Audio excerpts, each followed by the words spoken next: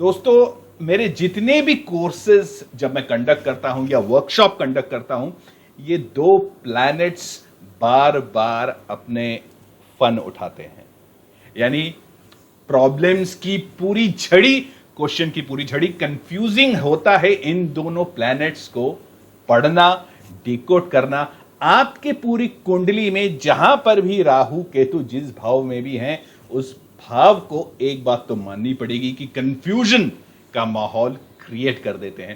तो सबसे पहले कुछ क्वेश्चंस सुन लेते हैं। टिपिकल क्वेश्चंस हैं जो मेरे इस वर्कशॉप में जो भी मैं कंडक्ट करता हूं, चाहे शॉर्ट टर्म राहु केतु का वर्कशॉप हो या मेरा सेलेस्ट्रियल मैट्रिक्स का बृहद बड़ा वाला वर्कशॉप हो, जहां पर मैं पूरी एस्ट्रोलॉजी की कहानी सुनाता हूं या कहानी पढ़ाता हूं और एस्ट्रोलॉजी को समझने की कोशिश करते हैं, जिसको मेरे स्टूडेंट्स ने मुझे प्यार से रियल लाइफ एस्ट्रोलॉजी वर्कशॉप भी कहते हैं।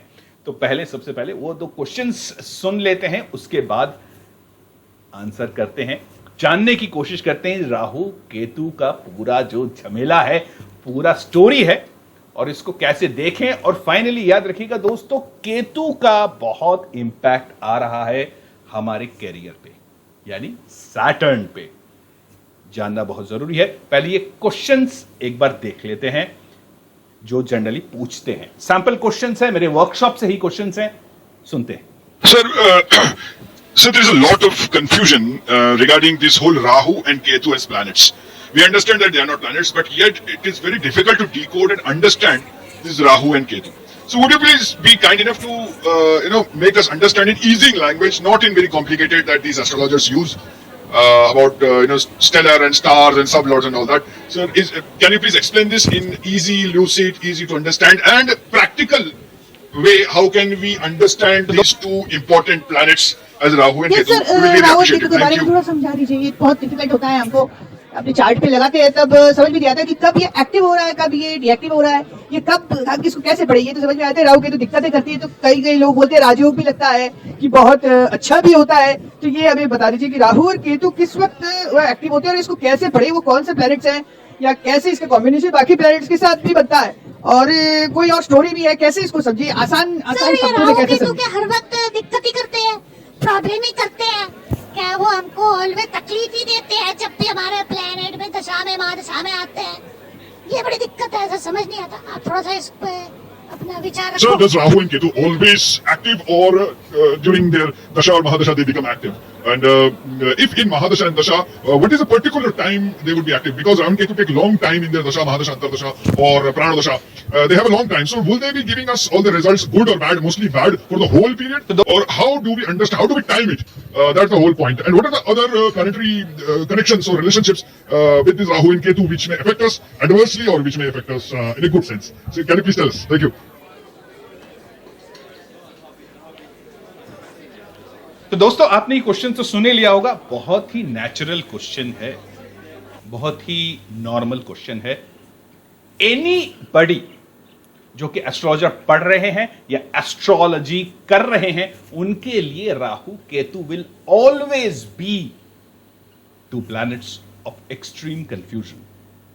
दोस्तों, जिस घर में भी या जिस प्लैनेट में भी ये राहु और केतु बैठ जाते हैं, पूरा एक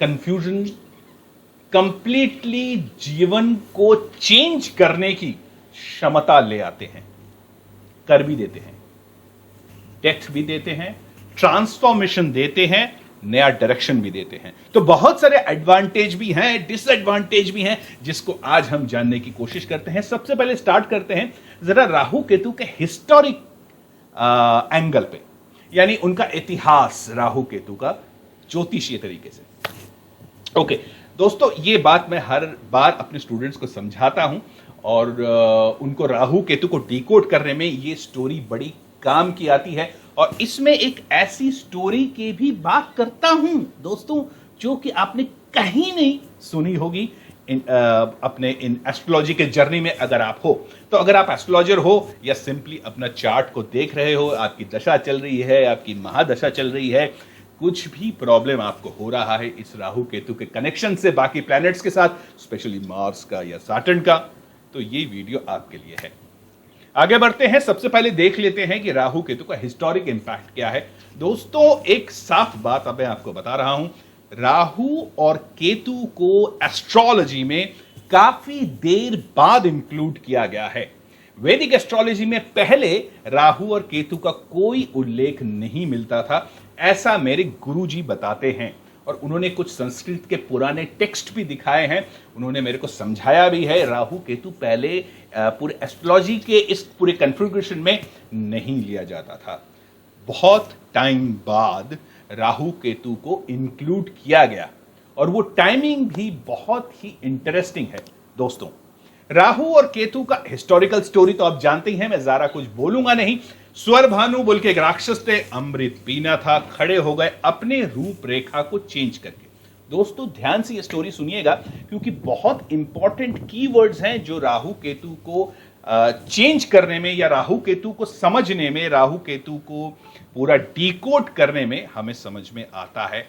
कीवर्ड्स पे ध्यान रखिएगा। तो ये राहु केतु मोहिनी रूप में उनका सर काट दिया जाता है विष्णु के द्वारा। वो अपने आप को चेंज करके अमृत पीने के लिए, उनका इंटेंशन था अमृत पिए, लेकिन क्योंकि राक्षसों को बाद में दिया जाना था देवताओं द्वारा, समुद्र मंथन के बाद जो अमृत निकलता है, अमृत का कलश भी निकला है, कल्प वृक्ष भी निकला है, कामधेनु गाय भी निकला है, बहुत कुछ है। तो ये दोनों खड़े थे, चंद्रमा ने समझ लिया, विष्णु को बता दिया, विष्णु ने उनका सर काट दिया। स्वर भानु दोस्तों कीवर्ड है यहां पर, एक चीज है वो अपनी शक्ल यानी अपने स्वरूप को कंप्लीटली चेंज करके देवताओं जैसे बन के खड़े थे। Mark my keyword here, the keyword is changed persona. Alright, अब आते हैं राहु केतु के कुछ और कहानियों पे, इंटरेस्टिंग कहानियों पे जो शायद आपने नहीं सुनी होगी।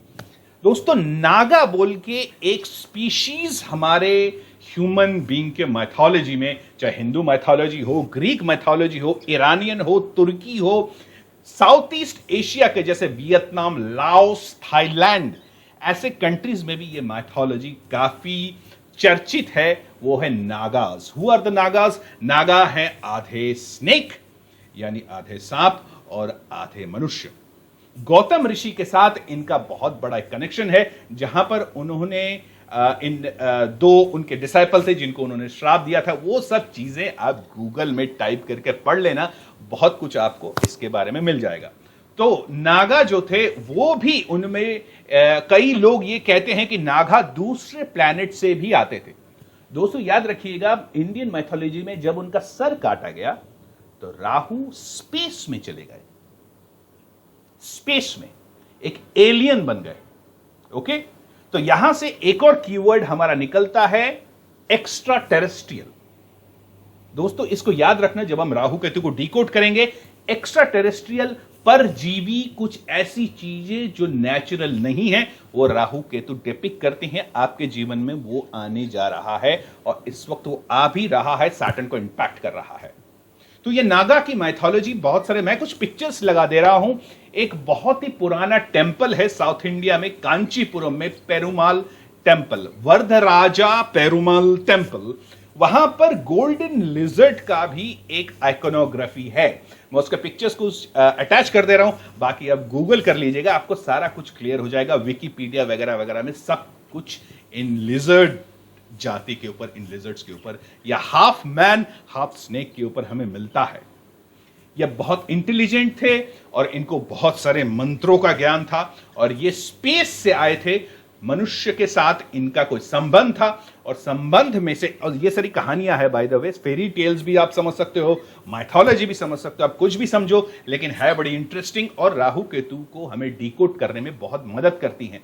तो ये सारे आए और इनके साथ ह्यूमन बींग्स का कोई संबंध बना। संबंध बनने के बाद हाफ ह्यूमन हाफ मैन, आदमी या स्पीशीज, एक स्पीशीज ह्यूमन बींग के अलावा एक और स्पीशीज नागा का, जो कि पाताल लोक में रहते हैं और नागा के नाम से, नागा साधु भी उनको पूजा करते हैं बाय द वे।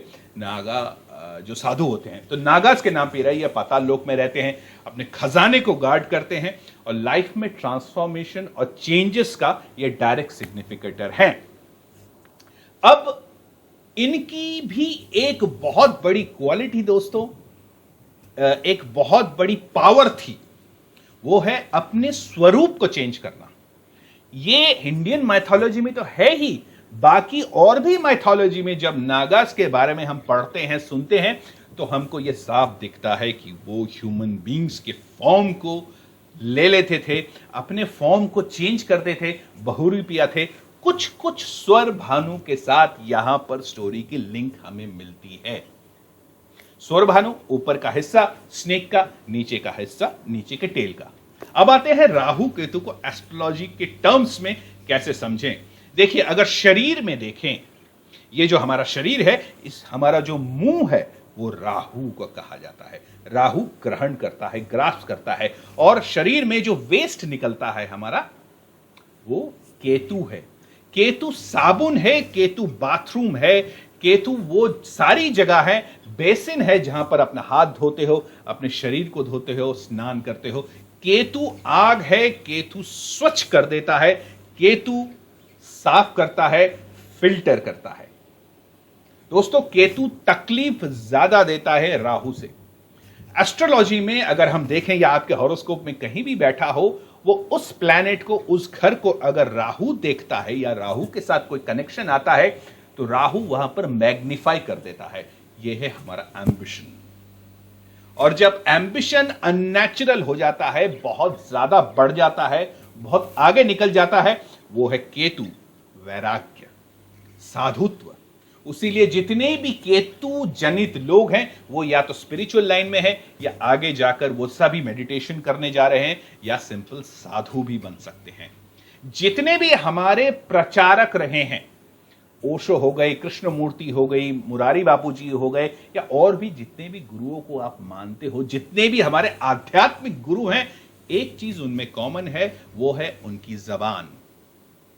जी हां दोस्तों, राहु हमारे मुंह का, हमारे जबान का, हमारे लिप्स का भी कारक है। दोस्तों, आपने अपने फैमिली में, अपने अपने फ्रेंड सर्कल में, सोशल सर्कल में जिन भी ऐसे व्यक्तियों को, चाहे मेल हो या फीमेल हो, आप उनके लिप्स को अगर अननेचुरली मोटा या बहुत पतला वगैरह वगैरह देखोगे, बड़ा फेस के प्रोपोर्शन में लिप्स का साइज बड़ा है, चौड़ा है, तो याद रखिएगा यहां पर उनका राहु बहुत पावरफुल है। राहु स्नेक के आईज की तरह ही मेस्मराइज या हिप्नोटाइज करने की क्षमता रखता है। यानी जिसका राहु बहुत पावरफुल है और किसी न किसी रूप से मरकरी के साथ यानी बुध के साथ कॉम्बिनेशन बना रहा है, यह बात समझ लीजिएगा कि वो बहुत जबरदस्त कथावाचक होगा। यानी स्पीच उसकी बहुत होगी, जबरदस्त होगी। प्रॉब्लम में आ गई, यानी कई बार राहु बैड पोजीशन पे आ गया, मार्स के साथ या सैटर्न के साथ, हिटलर तक बना सकता है। दोस्तों, कहा जाता है हिटलर जब स्पीच देता था, सारे लोगों के सामने जब स्पीच देता था जोश से, तो उनके जर्नल तक थर थर थर थर कांपते थे उनकी स्पीच सुनकर। हिटलर अपने स्पीच के द्वारा, अपने जबान के द्वारा, अपने जो पब्लिक रेटोरिक जिसको कहते हैं, उससे ही उसने पूरा विश्व को अपने साथ कर लिया था एक टाइम पे। ज्यादा टाइम चला नहीं। यह भी राहु का कैरेक्टर है दोस्तों। अगर राहु आपको किसी भी तरह ऊंचाई दे रहा है और उसके साथ जुपिटर का कनेक्शन नहीं है, तो दोस्तों याद रखिएगा, आज नहीं तो कल वो बहुत जबरदस्त तरीके से डाउनफॉल होने वाला है। बहुत सारे ऐसे पॉलिटिशियंस, ऐसे सिनेमा के लोग, ऐसे सेलिब्रिटीज, ऐसे फेमस लोग देखे होंगे जो अचानक बहुत जबरदस्त उन्होंने तरक्की की है, बहुत जबरदस्त उछाल मिला है, लेकिन कुछ टाइम के बाद, कितने टाइम के बाद, करीबन 5 साल के बाद, 5 साल क्यों कह रहा हूं, अभी बोल रहा हूं 5 से 7 साल, वो भी मैं अभी आ रहा हूं इन दोनों कॉन्टेक्स्ट में कि 5 या 7 ही क्यों बोला, 10 क्यों नहीं बोला, 20 क्यों नहीं बोला। तो जनरली देखा गया है कि 5 या 7 साल के बाद जो उनका इन सेलिब्रिटीज का जो जबरदस्त उछाल मिला है उनको जिंदगी में, चाहे फाइनेंशियली हो, चाहे फेमस होने की बात हो, चाहे कहीं भी हो, उतने ही जल्दी धम से नीचे गिर जाते हैं और उनकी लाइफ बिल्कुल बर्बाद हो जाती है। राहु का काम है। 5 साल या 7 साल क्यों है? अब आते हैं असली मुद्दे पर। दोस्तों, अगर आपके चार्ट में राहु और केतु किसी के साथ कनेक्शन बैठा रहा है, याद रखिएगा दोस्तों, जब तक सैटर्न यानी शनि देव इस कॉन्फ़िगरेशन को एस्पेक्ट नहीं करते या किसी टाइप का रिलेशनशिप नहीं बनाते, ये योगा कभी भी एक्टिव नहीं होता। Rahu and Ketu always deactivated रहते हैं, हल्का हल्का रिजल्ट देते रहते हैं इधर उधर कभी कभी लाइफ में, लेकिन मेजर इंपैक्ट आता है जब भी सैटर्न इनको एक्टिवेट करते हैं। इसीलिए राहु और केतु को सैटर्न के एजेंट माने गए हैं, सैटर्न के कॉन्ट्रैक्टर समझ लीजिए। जब तक सैटर्न इनके साथ कोई कनेक्शन नहीं बनाता, राहु और केतु या काल सर्प या गुरु चांडाल योग या मार्स के साथ जो विष योग भी कहा जाता है, राक्षस, जो भी काल सर्प के जो भी है राहु केतु किसी भी प्लैनेट्स के साथ जो कॉन्फ़िगरेशन है वो सैटर्न ही एक्टिव करता है। दोस्तों अब सवाल यह है क्या ये राहु केतु ऑलवेज बैड है? दोस्तों Rahu is always troublesome, Ketu is patience. Ketu आग है, जलाता है, केतु हवन का आग है। दोस्तों आप और मेरे घर में सत्यनारायण की कथा कराएं या कोई भी और हवन कराएं पूजा पाठ में, वो जो आग देखते हो अग्निकुंड से, वो केतु है। केतु चीजों को फिल्टर करता है, आग से जलाकर उसको परिष्कृत करता है, उसको जिसको कहते हैं सोने को, क्रूड सोने को आग से निखार कर असली सोना बनाने की क्षमता रखता है। तो दोस्तों इस वक्त केतु लीब्रा में बैठे हुए हैं जो कि एग्जॉल्टेड साइन है सैटर्न के, यानी आप कई लोगों 99% लोगों के काम में स्पेशली सैटर्न ओरिएंटेड काम है। दोस्तों इशारा दे रहा हूं, चाहे वो पॉलिटिशियन हो, टॉप के पॉलिटिशियन हो, या आप और मेरे जैसे साधारण व्यक्ति बिजनेसमैन हो, काम में अगर अचानक डाउनफॉल आ रहा है, बहुत मार पड़ रही है, बहुत पिट रहे हैं, this is due to the fact कि ट्रांजिट में, गोचर में केतु 7 लीब्रा में आए हुए हैं, 7th हाउस इन द काल पुरुष कुंडली लीब्रा में। What is Libra? Libra is the extended exalted place of Saturn. Saturn Libra में एक्सॉल्टेड होते हैं और प्रॉब्लम और ज्यादा है क्योंकि वो केतु सैटर्न को देख रहे हैं, सैटर्न केतु को देख रहा है। ये प्रॉब्लम आपको फेस करनी पड़ेगी। तो जो टॉप के पॉलिटिशियन हैं जो अचानक बहुत सारी प्रॉब्लम्स में आ गए हैं, आशा करता हूं मेरा इशारा समझ गए होंगे, ज्यादा कुछ बोल नहीं सकता क्योंकि आज का माहौल ही कुछ ऐसा है। तो जो टॉप के पॉलिटिशियंस, या आप है, मैं हूं, बिजनेसमैन हो, जो इस प्रॉब्लम से जूझ रहे हैं, केतु का डायरेक्ट इंपैक्ट सैटर्न से, होल्ड ऑन, पेशेंस रखिए।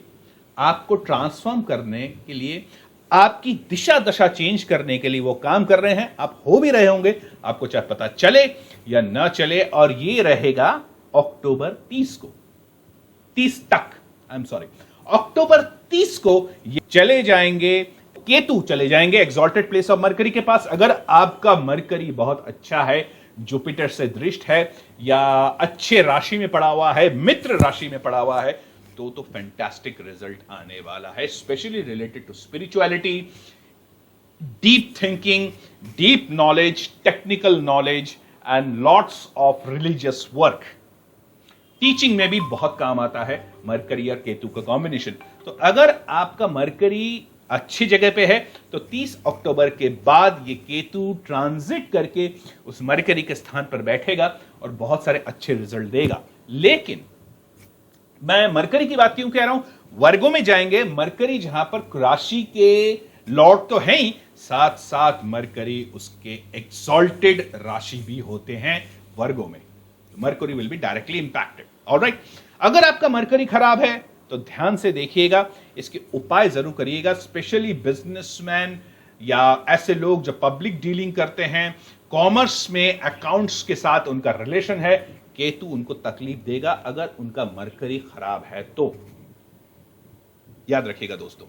तो ये एक छोटा सा वीडियो था, करीबन 18-20 मिनट का वीडियो है, मैंने सोचा आप लोगों के साथ शेयर करूं।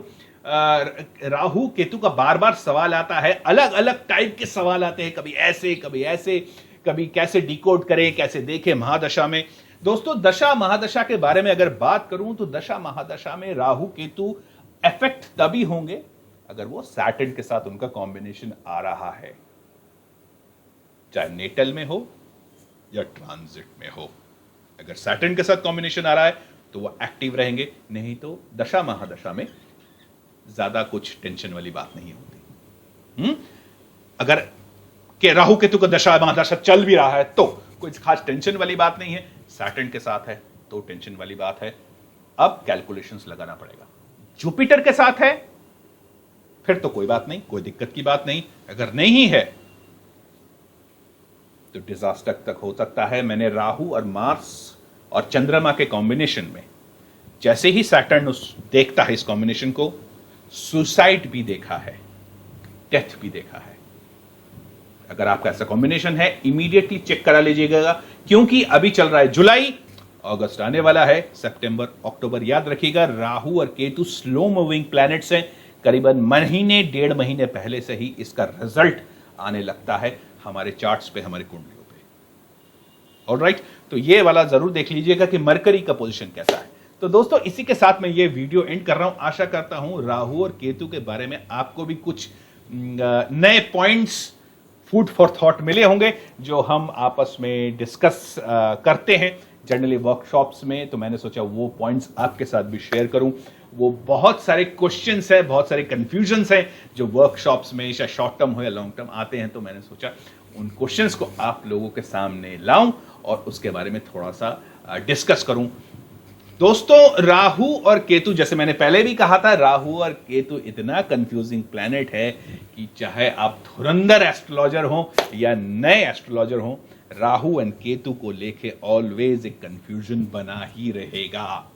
The end of the story, इनको पढ़ना नामुमकिन है कंप्लीटली।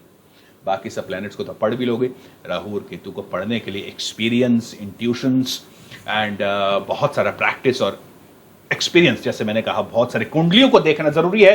लेकिन फिर भी सब कुछ होने के बाद भी 100% प्रेडिक्शन करना नामुमकिन है। तो दोस्तों आशा करता हूं आपका मरकरी बहुत अच्छे पोजीशन पे है, नहीं है तो किसी भी एस्ट्रोलॉजर से उसको दिखा लीजिएगा। अब चाहे तो मेरे वर्कशॉप ज्वाइन कर सकते हैं, शॉर्ट टर्म वर्कशॉप है, राहु केतु का स्पेशल वर्कशॉप्स भी है और बड़ा वाला सेलेस्टियल मैट्रिक्स तो है ही है। तो इसी के साथ thank you very much, thanks for joining. अगले वीडियो तक वेट करिएगा। वीनस के रेट्रो और मरकरी का राशि परिवर्तन, मरकरी अभी बात कर रहा था ना मरकरी की, मरकरी का राशि परिवर्तन हो रहा है कल। इन पे बृहत वीडियो, बृहत तो नहीं ठीक ठाक टाइप का वीडियो, थोड़ा बहुत लेंथ का वीडियो लाने जा रहा हूं, क्योंकि मरकरी और वीनस सब कुछ है इसमें। पैसा, love, relationship, commerce, business, share market, job, तरक्की, promotion, travel, whatever you think, materialistically Venus और मरकरी अपने अंदर पकड़ते हैं। और जब भी ट्रांजिट करते हैं या जब भी वक्री वगैरह होते हैं तो ये सारे सिग्निफिकेशंस उभर के सामने आ जाता है, मैग्नीफाई होके। और स्पेशली मरकरी तो लियो में जा रहे हैं, अपनी ही मित्र राशि में जा रहे हैं, राजा के राशि में प्रिंस आ रहे हैं। जबरदस्त एक कॉम्बिनेशन है, इसके बारे में बात करूंगा। तब तक के लिए thank you very much, it's been absolute pleasure. Comment करना मत भूलिएगा, ये वीडियो आपको कैसा लगा, और अच्छा लगा तो शेयर कर दीजिएगा, लाइक कर दीजिएगा, I would love it. So thank you very much, till then bye bye bye bye. जय बाबे, जय रावण, जय गुरु, जय भैरव, गुड बाय।